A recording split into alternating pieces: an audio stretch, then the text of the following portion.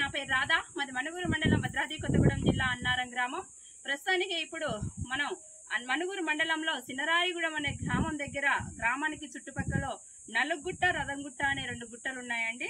ఈ నలుగుట్ట రథంగుట్ట అనే పేరు ఎందుకు వచ్చిందంటే రాముల వారు సీతాదేవి లక్ష్మణ స్వామి వనవాసానికి వచ్చినప్పుడు సీతమ్మ వారు ఇది నలుగుట్ట అంటే ఇది నలుగుట్ట. ఇప్పుడు ఈ నలుగుట్ట మీద అమ్మవారట గోదావరిలో స్నానం చేసి ఈ రేవు గోదావరిలో స్నానం చేసి అక్కడ పర్ణశాల అదండి, అది పర్ణశాల గుడి. అక్కడ కనిపించే గుడి పర్ణశాల.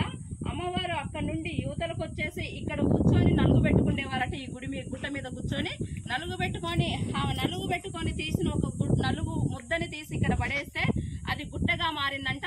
అది చూసిన పూర్వీకులు కూడా చెప్పారు. అలాగనే వనవాసానికి వచ్చినప్పుడు సీతాదేవిని రావణ ఎత్తుకొని పోయేటప్పుడు ఈ రథంగుట్టకి గుట్టకి ఆయన అది కొమ్ము తగిలినప్పుడు ఆ గుట్ట కూడా మురిపోయిందండి. దాన్ని రథంగుట్ట, రథం తగిలింది కాబట్టి కొమ్ము ఇరిగింది కాబట్టి దాన్ని రథంగుట్ట అంటారు. ఇక్కడ అందరికి తెలిసిందే పర్ణశాలలో రాముడు ఇక్కడికి వచ్చేసి వనవాసం చేసింది. అందుకనే ఈ గుట్టకి చుట్టుపక్కల ఇరుమూలల చాలా గ్రామాలు, ఆదివాస గ్రామాలు నివసిస్తున్నాయి. మన హిందూ సాంప్రదాయాన్ని కాపాడుకోవటానికి, మన ధర్మాన్ని మనం కాపాడుకోవటానికి, మా పిల్లలకు కూడా మేము హిందూ ధర్మంలో బతకాలని చెప్పేసి కోరుకుంటున్నాం అని చెప్పేసి ఆదివాసులు ఇక్కడ ఈ ప్లేస్లో ఈ గుట్ట మీద హనుమంతుడిది 55 అడుగుల విగ్రహాన్ని పెట్టాలని చెప్పేసి వారందరూ ఆదివాసులందరూ గ్రామస్తులందరూ కోరుకుంటున్నారు. కాబట్టి ఈ వీడియో చూసిన దయగల దాతలు ఎవరైనా ఆ విగ్రహం తయారు చేపించడానికే మినిమం 80 లక్షలు అవుతుందండి.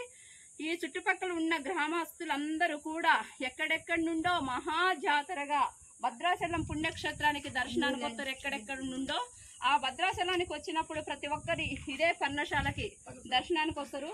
ఆ దర్శనానికి వచ్చి ఈ పడవ మీద యువతలకు దాటుతున్నారు ఈ గుట్ట చూడటానికి. కానీ ఇక్కడ గుడి లేదు, ఏమీ లేదు. వచ్చిన భక్తులు గుట్టకు దండం పెట్టుకొని వెళ్ళిపోతున్నారు. కాబట్టి ఇక్కడ ఫారెస్ట్ వాళ్ళు కూడా ఇక్కడ టూరిజం ప్లేస్ పెట్టారు.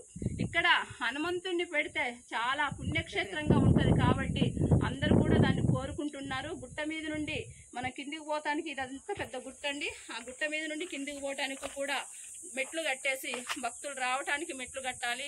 ఒక రోడ్డు లాంటిది పోయాలి. ఇక్కడ రేవు దగ్గర స్నానం చేయడానికి కూడా ఒకటి పుష్కర ఘాట్ లాంటిది కట్టాలి.